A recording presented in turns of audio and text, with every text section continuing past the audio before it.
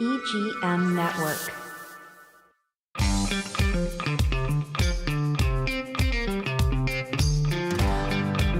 Hello and welcome to Cottage Conversations. I'm Jesse Krisky, the producer. Joining us today on Cottage Conversations, we got a full house. We got Jennifer Arteaga, we've got Sherry Sproch, Ray Benavides, and of course, Mary Lou Chambriello. Now, most home buyers focus on one number, the purchase price. But that's really just the beginning. Today's Cottage Conversation is about the hidden cost of buying a home that can catch buyers by surprise. And we have a full house of real estate and real estate adjacent people here today. Mary Lou, why don't you take over here for us here? Thank you so much, Jesse. Well, today we're going to be talking about the hidden expenses of purchasing a home, because often, especially first-time home buyers, get surprised by certain things that come along. I love selling homes, and I think that one of the reasons I love selling a home is it's because it's the entry level for making wealth. I sell pretty much entry level homes, so I'm there to see people build wealth, and it's very, very exciting. But we have a lender here, and we have two wonderful realtors here as well as myself. Kind of wonderful, but not as wonderful as they are. And we're going to be talking about things that you need to know when you're getting the loan or when you're purchasing a home, so that you're not caught off guard. So many of us are caught off guard. So the first question is going to go to our lender here, and that's Ray. Ray, most buyers focus on what number? They focus on the number what the house costs. What should they be focusing on as well? Well, it's really a big deal. It's the largest financial transaction that a person will ever make in their life. And so when we work with people, we want to make sure that they understand that it's not just about the purchase price. They have to consider their closing costs. They have to consider the actual art of the deal. As realtors, there's actually 4 stages to a contract, and so many times we like the closing section. Yeah, of course you do. we like being at the closing table and sending that closing gift. Yeah, go ahead. And I think that's fantastic that you love that. But the stress level, and this is why I'm bald, right? Because having to crunch the numbers and have those long discussions with the buyer. And I'm proud of the fact that most of us deal with first-time home buyers, but realistically, because of changes in lending, every time a buyer comes through now, it's a whole new ordeal. And the regulations continue to change, and the do's and don'ts. That's why we have you. That's why we have you. And it's a very tedious process for them. But so in the 4 parts of the contract, talk about that first. You'll have the earnest money deposit, which goes with the contract saying in good faith that they're going to exercise this contract. And that typically is 1% to 2% of the loan value, depending on the condition of the client. And then there's the costs that are not really discussed in the closing documents, but these are the outside costs, things like the home inspections. So you would have a septic sometimes. VA actually mandates a pest wood destroying. Do they do water as well? FHA, if it's a new construction. Sometimes a refinance, they want to know the well and septic distances. And so when the survey is ordered, sometimes we have to go back to the surveyor and ask them to put in what they call a well and septic arc. And it has to be 75 feet away from the well, as I remember. FHA says 100 feet. Oh, wow. Okay. Now, the state of Florida is 75 feet, and there's a deferment for the authority having jurisdiction, but every lender has to go through that learning curve. And so there are many times when I actually have to give them a copy of the law so they know that the property meets the requirements of the region. And that's why it's so important for us as agents to have somebody in our pocket that really knows that stuff, because we can't remember everything, though we do try. Sherry, let's go to you, okay, because I think you're amazing, and I was going to tell you to have you say something amazing about yourself, but you're shy, so I'm not going to make you do that. What surprises buyers after we give them the keys? What expenses do you think surprise a buyer? I think many times that when they buy a home, sometimes they don't plan on things happening, meaning, they get in there. Surprises, right? Maintenance surprises. Yeah. They get in there and all of a sudden the sink leaks. And then all of a sudden they have maybe the AC, something happens with the AC. They have to call the AC company out. I think you give them the keys. They think this the quote perfect home, and they get in. And they've had an inspection, but inspectors can miss something. Yeah. Well, and and the inspections are traditionally good for that day. And this is what we see today. And the walkthrough. Right. And then you go for the walkthrough, and things happen. And they move in, and, many times they'll get in there and maybe the shower's not working. And they're, things that are not, then they call us. And then they call us. Yes. They call us. Hi. That's right. They do. They call us. I had an inspection. I had an What's going inspection. on? Yep. But it happens. Things happen and life happens. And so, we just have to navigate and have the right people in our toolbox, in our wheelhouse to call. And, we have to have plumbers and AC people and septic people, and, the septic's backing up. Things do take place. It's kind of an invisible team. It really is kind of an invisible team. We have a lender in place. Well, lender's always very important. And we're listing Number agents one. pretty much. But it's important for us to have someone to go back to if we can't rely on the other side. So Jennifer, what I'm going to treat you like Make it an easy question. Okay. Okay. You know what, Jennifer? They're all easy questions because you've been doing this a long time. I sure Jennifer, have. Okay. How much money should buyers have in their pocket when they close? What do you think that they should have? Should they think about budgeting for stuff? I do think so, because I've actually had to make quite a few buyers aware, of the costs. Even they'll ask me the reason questions. behind that is we work with probably first-time home buyers. Yes. Yeah. And they don't know. Like, I was talking with a buyer yesterday that Ray and I are going to, work with when he gets here in August. And some of the questions were, that's a Ray question, but this particular buyer didn't know about inspections and survey and appraisal. He just didn't know. So they rely on our education. It's important. Right. Yeah, it's important that we let them know. Okay, so let's talk about a pre-approval letter. A lot of people think a pre-approval letter means they have the loan. So let's talk about that, Ray. Oh, that's a good point. The pre-approval letter is just a time snap of the financial condition of the buyer for that day. And so when we issue a pre-approval letter, depending on the scenario, but there's different ways we approach it. But most importantly is that when that letter is issued, at least through Riverside Mortgage Solutions, we make sure that the finances are in order, the credit is in order, the additional cash for closing is in order. If there's a shortfall, we need to come up with a strategy, identify how we're going to overcome that shortfall. It could be a down payment assistance scenario for a first-time home buyer. So there are many, many factors that look at the pre-approval. But once we get the pre-approval and we let them know straight up that when you're shopping with the realtor, this is your budget, if you will.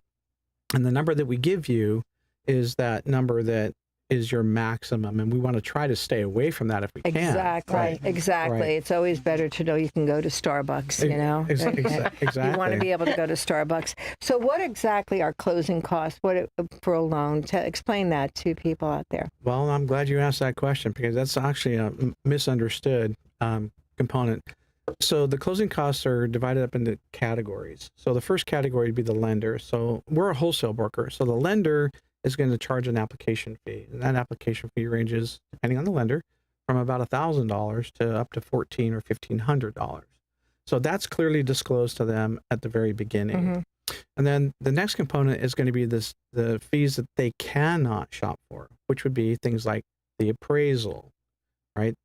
We have no control over that whatsoever. So the appraisal costs. And I'm not happy about that. I like to have control over my appraisals. It actually worked out better for us in the industry after the great collapse in 2008 because there was a lot of shenanigans would be the right way to say that. And so when the federal law was changed, that took away that component from both the realtors and the lenders. So the only person that can actually entitled to see that appraisal is the person that bought it and the lender that they're actually underwriting with. Then, of course, when we get that, we do a review of it to make sure that it's going to meet the requirements of the loan. And sometimes they don't. And whether it's the value of the property or there's a condition that they found in the house that maybe the home inspector didn't see. So a lot of people get confused about the difference between an FHA appraisal or conventional appraisal And a and VA. the FHA appraisal.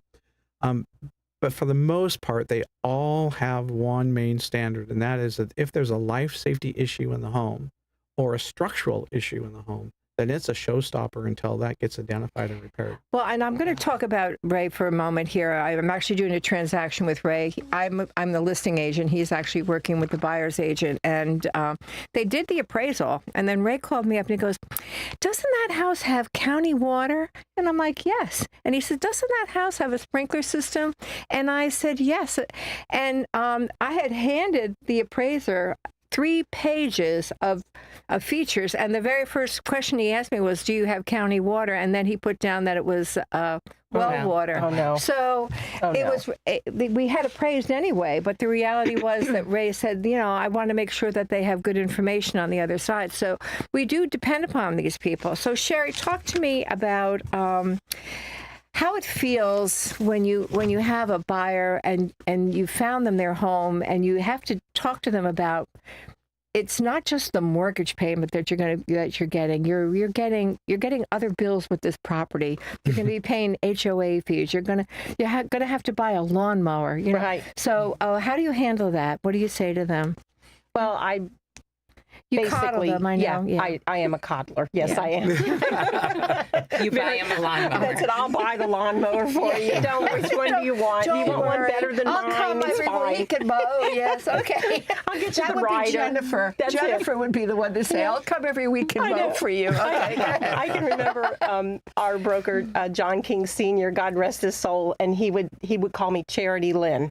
And he'd say, Charity Lynn, what did you buy today? And I'd say, well, I had to buy a refrigerator. And he goes, why are you buying a refrigerator? And I said, well, they didn't like that one. And it was kind of on its last leg. And it just made things so much easier. It does. It just make it simple. It does. Make it simple. And it keeps, it keeps everything in line. They think that we actually work for the money, and we do. I mean, I'm not saying that I don't enjoy We have a to earn a paycheck. living. No, we have Right. bills to pay The as money's well. the bonus. But the reality is that we're a lot more charitable than we're given credit Yes. for. I'm not Yes. saying all of us are, but I do know the ones that, sometimes I have to talk to Jennifer and say, you don't have to bring him to the doctor, Jennifer. Yeah. Well, I can was get just them going an to say Uber. that. It's not always monetarily. Yeah. You Right. you can do things for Right. them that make such an And impact. Yeah. it's building a It relationship. feels good. Absolutely. You take care of them. Yep. You That's just right. take care of That's- them. I you- make well, you chicken should. soup when they're sick, and they call me and say, oh, I'm sick today, Sherry. No problem. Chicken Yeah. soup.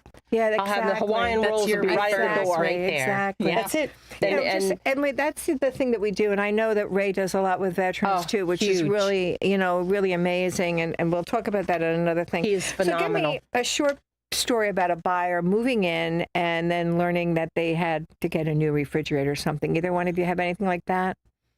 Where you had it, where you're just like, oh my goodness, I know where one person was missing a stool. I had to bring a stool over. Okay.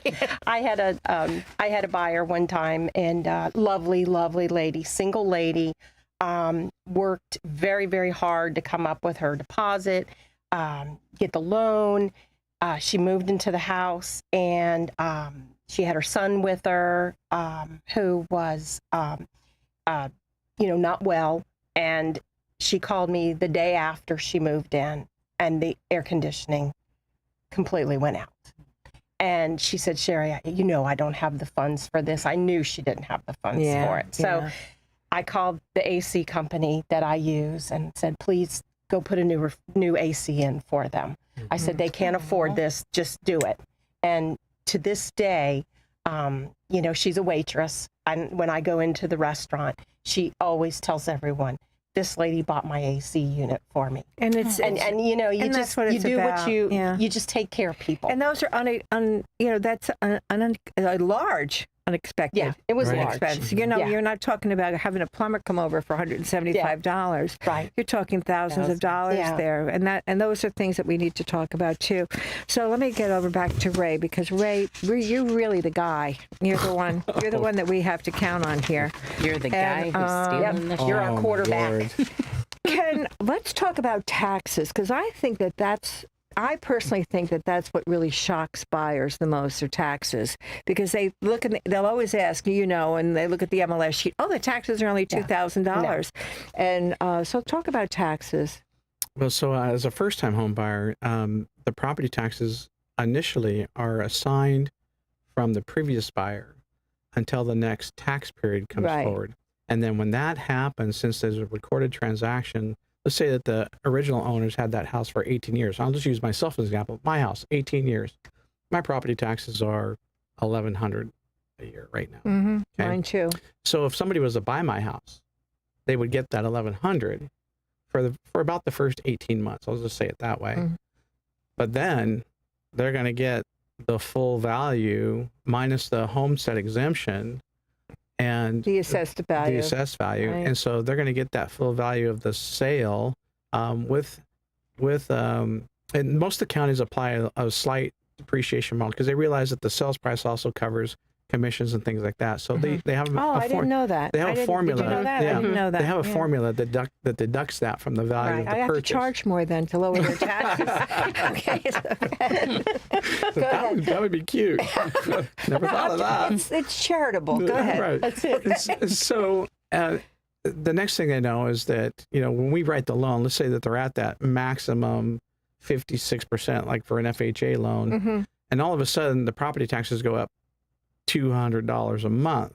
All right. So now they're going to get a note from the lender saying there's a $200 a month shortfall in your escrow account, because that's another question you're asking about. Right.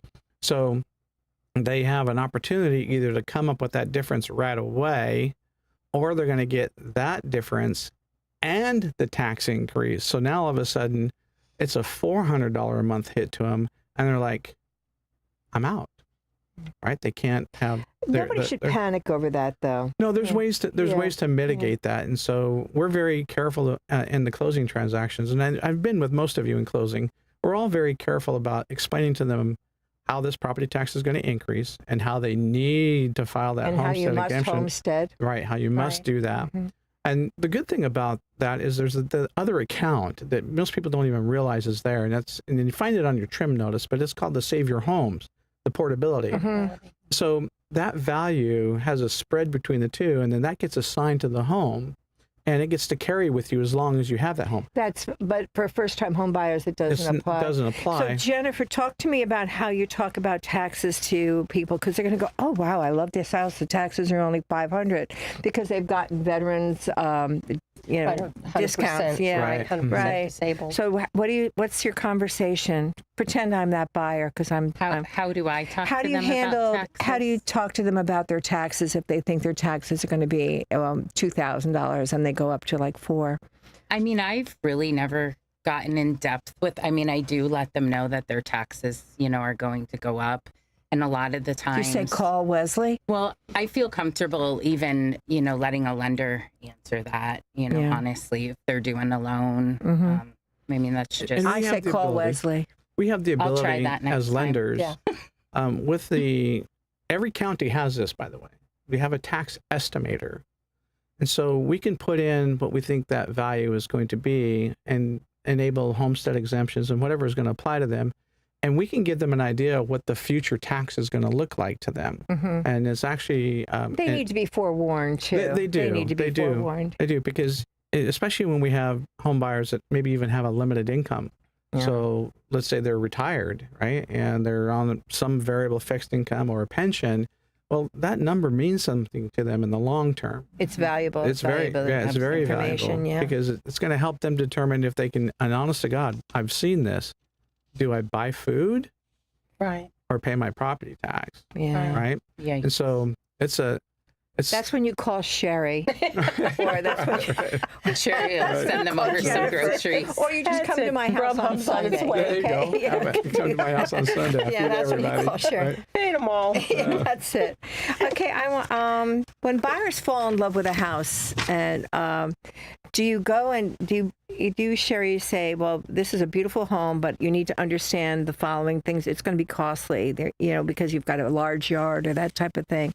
Or do most buyers really understand that? I think sometimes they understand.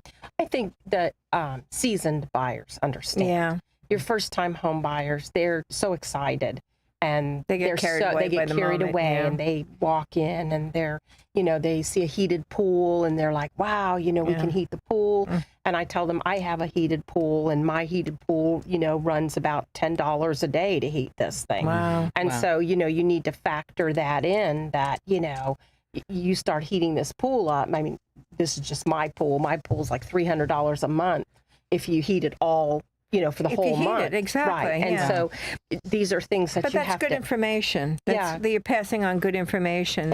And pool maintenance, are you going to take care of your pool? You're going to hire a company.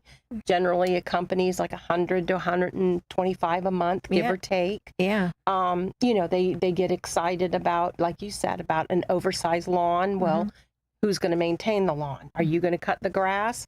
Or, everybody thinks they're going to cut their grass. We know people move down here and they're like, oh, we got sunshine, we're going to cut our grass. Oh, we love the idea. I love mowing my lawn. Yeah. Yeah, I always cut my grass. Yeah. Yeah, right. Well, if you cut that grass in August, I you're going see to my rethink guy. that I'm so process. happy to see him. You're going to call Sherry and get a lawnmower. That's the way to do it. Okay, and what do you think, Jennifer? What should buyers know about HOA fees? And this is also a lender question, but buyers need to understand that HOA fees. Do they stabilize and just stay at $100 a month? No, For the duration No, of the- like everything else, everything goes up. Yeah. So we make them aware of that. What the HOA actually covers. Exactly, a big deal. Which is a Right, big yeah. thing to them. You Right. know. Some cover a lot, and you think the fees are like. I just sold a condo, and I don't really like selling condos, but because I don't think they're an investment. The HOA fees are so ridiculously high. Well, Sherry just said her pool could be $300 a month Right. maintenance. So Right. if you To have a heat. pool in a community, Right. Yeah. It saves you money. Right. Well, Absolutely. I did that sale in Grove Isle, and I was really impressed. Their HOA fees were like $550, but the reality was they had a guard at the gate. They had offered amazing amenities, and Right. it was worth every dime. But there are some of them that don't give you anything, and it may not help you as far as your investment goes. It might Right. hurt the equity of your property. That's as far as the equity goes, most property over a 50-year span, we have data that we use that most houses will appreciate at a rate of about 4% a year. And that takes in consideration the price increases that we saw here a couple of years ago, and then also depression in prices too. So an average home equity on the properties we use a model at 4% a year. So that's relatively safe. The HOA fees or the condo association fees, since the passage of the state law a couple of years ago, which is now in full implementation, condos have to maintain and HOAs have to maintain a reserve account on board, which Well, they should have strong reserves. they should have, because you have the Yeah. example that happened down in Miami where they weren't being maintained, Right. and the condo associations were allowed to defer the maintenance, and that's what got them in trouble. And we ended up with a catastrophic failure and loss of life. There was like almost 100 lives that were lost during that collapse. Unbelievable. Do Yeah. homeowners Unbelievable. check on this? Like, do they check on the There's reserve some kind funds? of engineering rule now. Yeah. Yeah. Just Yeah. to know They- first, and if they buy in an HOA, they Right. ask for the docs, Yes. and And they want to know the reserve, because, and another thing too, one of my very first transactions, I sold in an HOA, and I was not aware, being a new agent, I wasn't aware of a capital contribution, and we got the settlement statement. That was your And- first donation? That was my first donation. And at that time, we're going way back, and it was like $850. And my buyer said, well, what's this $850 capital contribution? And I'm like, we got to check this out. And, some of those, that's an added expense that when they're buying in an HOA, that they need to be, I always ask that question. I call the property management company. Exactly. Because some sellers don't know if Right. there's a capital Most sellers contribution. don't know. Right. It's right. not even they don't some. know. Most sellers don't know. I They just don't. sold one with a capital contribution, and it was the same thing. I called and asked. And also the HOA fees affect what they can approve. It does. It affects the debt to income because it's considered a liability, even though Right. it's not a true credit liability. It is considered an ability to repay the loan. So we have to take that into consideration. So if the person came in and pre-approval, and we give a pre-approval, and they said, this is your budget. Well, then they decide to buy a property that has an HOA, and all of a sudden they're not qualified anymore because Right. they made a change in the purchase parameters that was not accounted for. And so now we Right. have to go back and see if we can get them back into that qualification status. Jesse, where are we on time? We need to wrap it up soon. Okay. Soon enough. Yeah. Well, here's what I want to tell everybody. Home is the most beautiful word. It's my favorite word. I don't care what language you speak. Home is just the best word on the entire planet. And we love selling you homes because it's an investment, and we love seeing you, make money and create wealth. But you want to get yourself with a good lender. You want to get yourself with an amazing agent, one that's going to inform you and keep you in the loop and take off as much stress as possible. It is stressful. We're not going to tell you it's not. Right. It is stressful. And if you think it's stressful for you, it's stressful for us too. Now, I know Jennifer sleeps well at night, but I do not, okay? It's called doing the right thing. I have a transaction now. I was up at 1:30 this morning, and that was the last time I closed my eyes. Okay, Oh. but that's all of us. Yeah. That's all of us. I It's- think real estate Yeah. causes sleepless nights for Yeah, sure. well, because we I've lose never sleep felt over like our this people. We before. lose sleep over our people.